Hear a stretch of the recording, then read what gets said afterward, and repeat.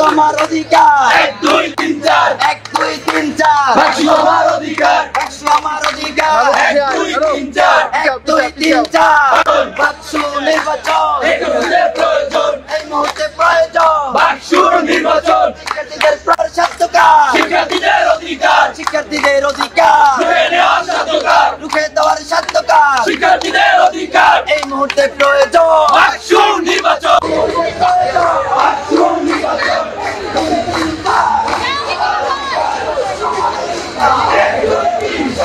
শিক্ষার্থীদের অধিকার আদায়ের লক্ষ্যে ছাত্র সংগঠনগুলো আসলে ওইভাবে কাজ করছে না ক্যাম্পাসগুলোতে।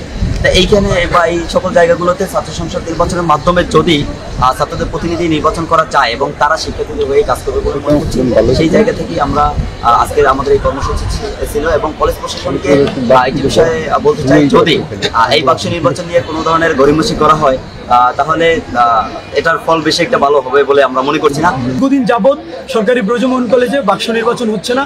এটা হচ্ছে শিক্ষার্থীদের একটা সাংবিধানিক অধিকার এবং শিক্ষার্থীদের গণতান্ত্রিক অধিকার।